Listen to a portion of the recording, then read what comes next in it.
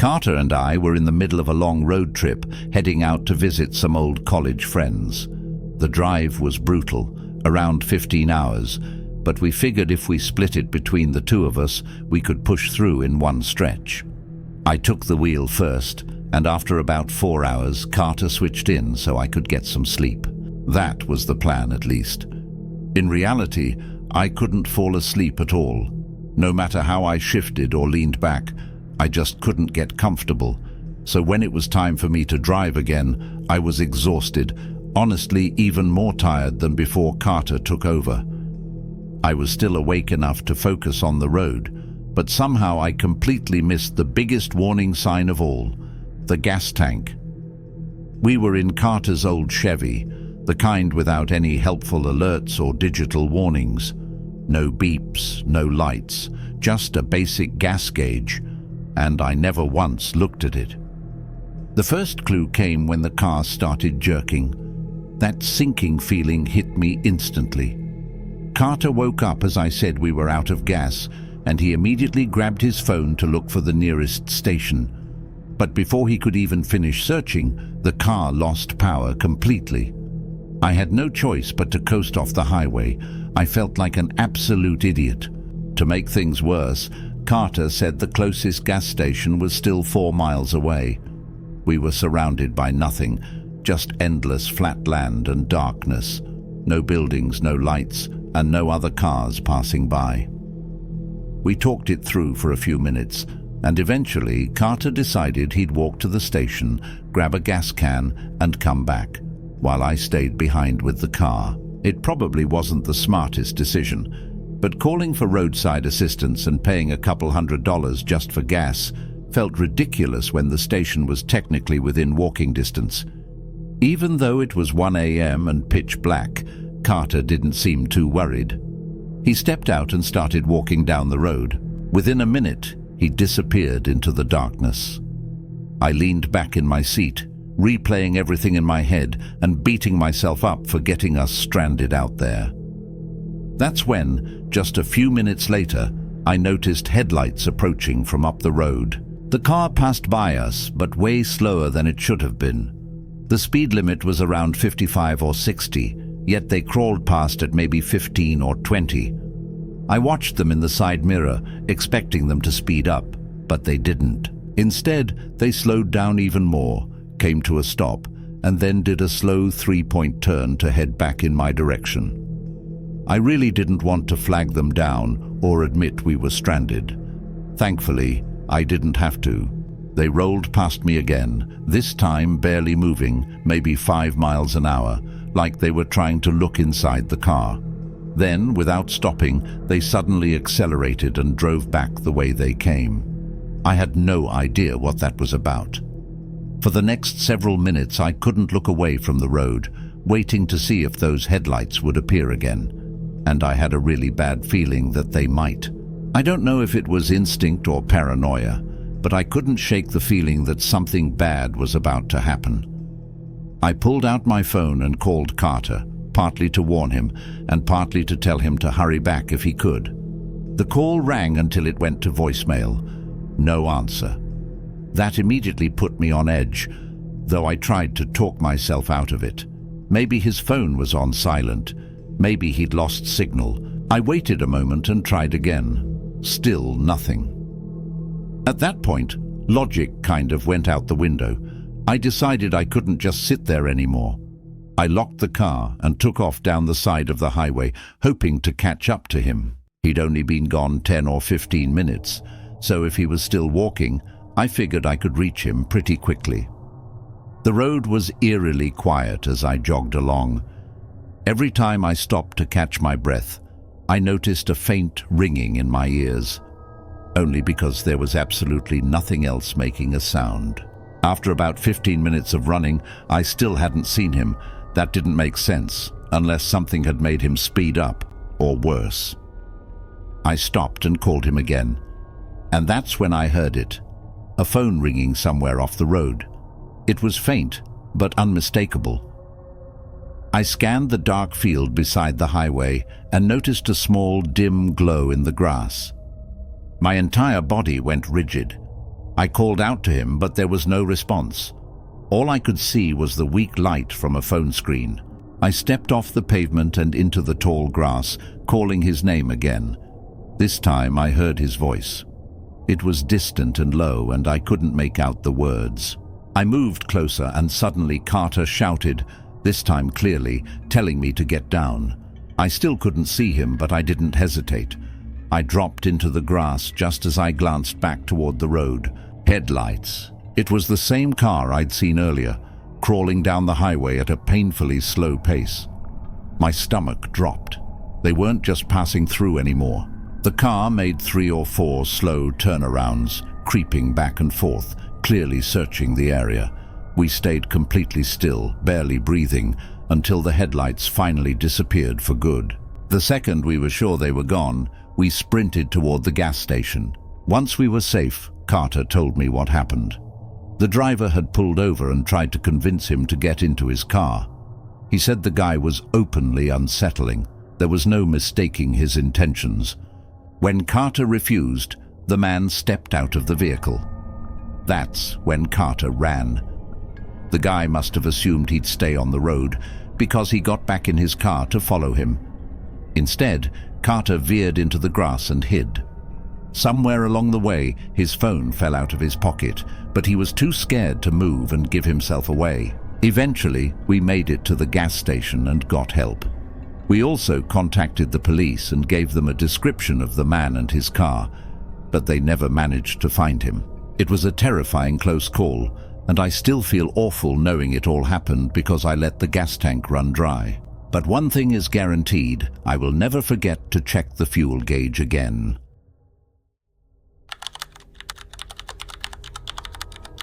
This happened back in 2014. At that point in my life, road trips were almost unheard of for me.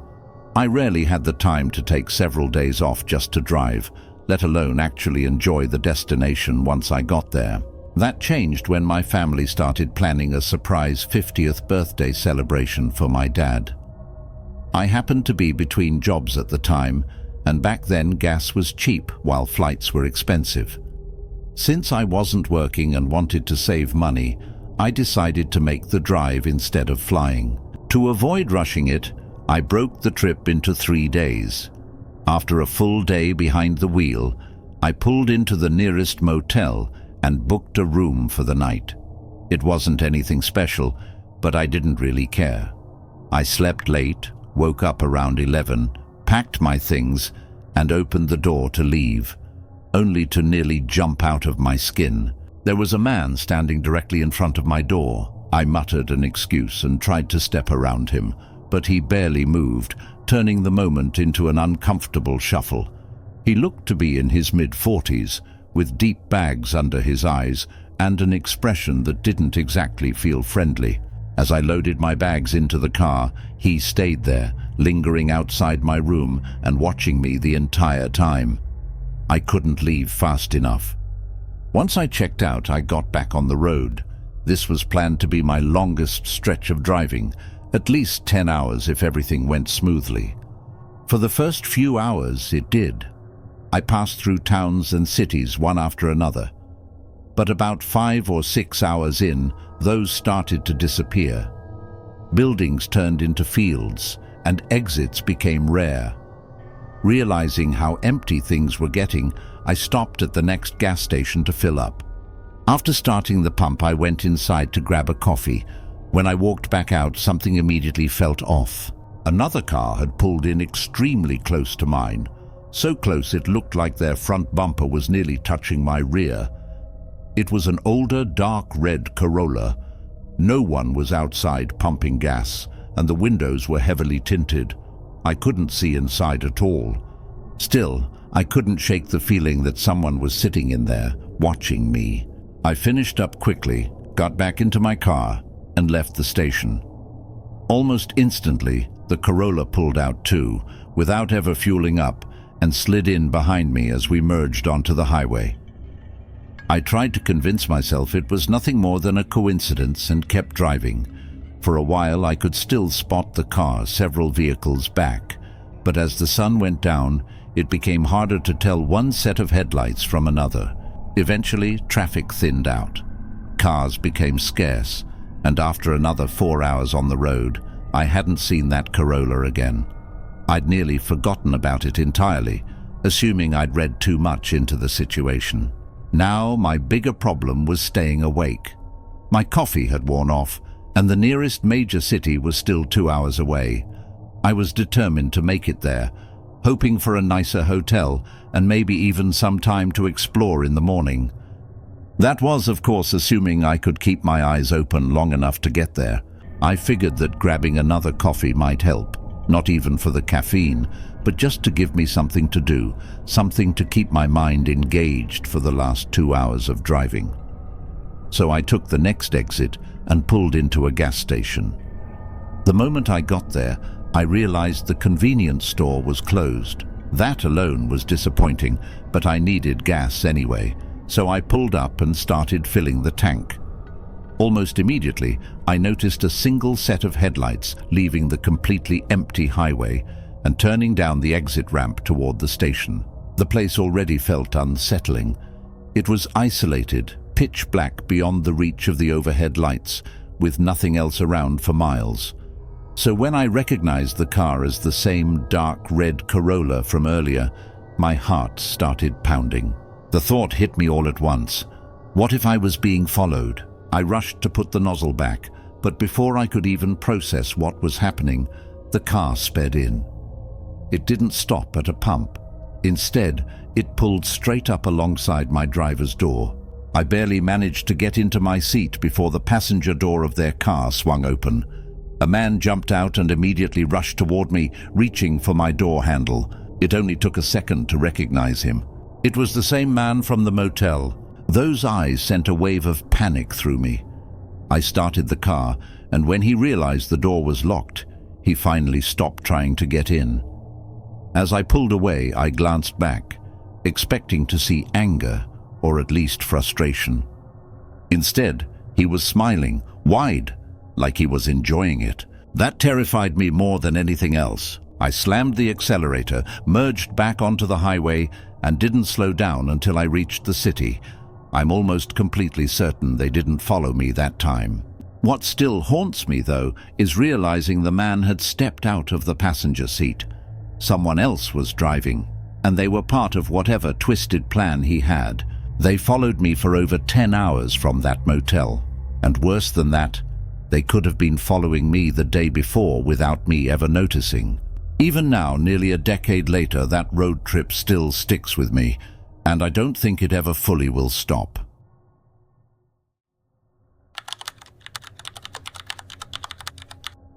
A few years back, when I was still in college, I was driving home to spend winter break with my family. The trip stretched across most of the country, which meant several straight days of nothing but highways and long hours behind the wheel. Money was tight back then, so hotels weren't an option. I threw a couple blankets in the back seat and figured I'd sleep wherever I could once exhaustion kicked in.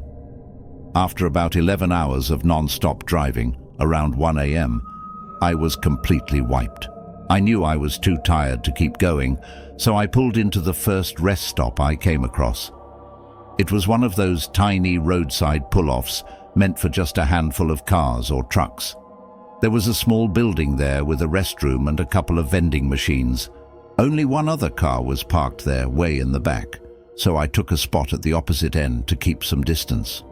I got out to stretch and used the bathroom real quick. The place was filthy, but I didn't stick around any longer than I had to. When I walked back toward my car, I stopped cold. There was a man standing right outside my window, peering inside at my stuff. Can I help you?" I said, and the sound of my voice clearly startled him. He jumped back, laughed nervously, and said he was just checking to see if I was inside so he could ask for some money for the vending machine. That explanation made zero sense.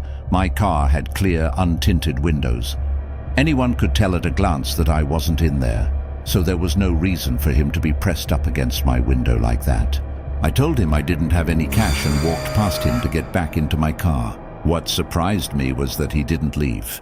Instead, he tried to keep the conversation going, asking what I was doing out there so late. I told him I was on a road trip and cut things short, explaining that I really needed to sleep. I got in my car and he gave a half-hearted, apologetic wave before walking back to the other vehicle and getting inside. Seeing him leave was a relief. At least he wasn't some random person lingering around the rest stop. Honestly, though, I think I was so exhausted that I didn't fully process how uncomfortable the situation was. All I cared about was getting some rest. Looking back now, with a clear head, I know I should have just left right then and found another place to stop. I rearranged the clutter in my front seat, shoved everything into the back, leaned my seat as far back as it would go, and closed my eyes.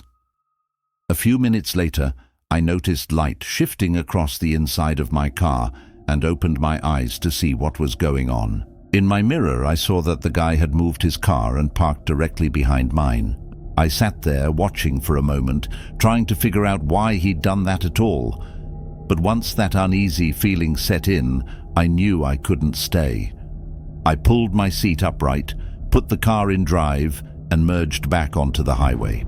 As I drove off, I muttered a few not-so-kind things under my breath. There weren't many places to stop along that stretch of road, and I knew this little encounter was about to cost me another 30 to 40 minutes of driving before I could rest again. By that point, I was beyond exhausted. Dangerously so. My eyes kept closing for a second or two at a time before snapping open the moment I realized I was drifting. That cycle repeated over and over until I finally reached another rest stop, or at least something that used to be a rest stop. It looked just like the previous one, except this place was clearly abandoned. The building was boarded up and falling apart, caution tape hung everywhere, and graffiti covered most of the walls. Even so, it was somewhere I could pull off the road. I figured I'd be fine sleeping there for just a couple of hours. Whether it was the silence, the emptiness, or how exhausted I was, I passed out almost instantly, and honestly, the sleep was deep. I must have been out from around 2 a.m. to 4 a.m. before I was jolted awake by a loud crash, slamming into my car. The entire vehicle rocked as I panicked, trying to understand what was happening. I checked my left mirror and saw headlights parked directly behind me. Then I looked to the right. There was a man standing beside my car, gripping a metal baseball bat. He swung again, shattering the rear window. I started shouting in shock, fumbling for my keys and trying to get the car started.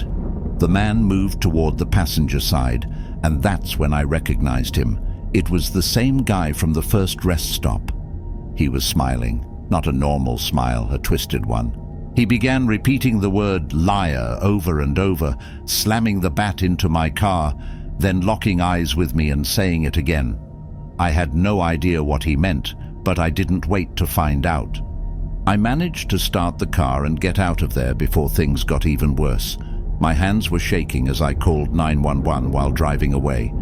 I met an officer at a nearby gas station and explained everything while we documented the damage. 2 windows were completely smashed. The doors were dented and battered, and somehow, in all the chaos, I hadn't even noticed that my rear tire had been slashed and was nearly flat. Another officer checked the abandoned rest stop and found broken glass everywhere, but the man was already gone. They put out a description of both him and the car, but nothing ever came of it. After being stuck in an unfamiliar town for several days while my car was repaired, I finally made it home safely. What still messes with me is how unhinged some people can be. I honestly believe he snapped over something as small as me not giving him money, or just not wanting to talk to a stranger at 1 a.m. on the side of a highway.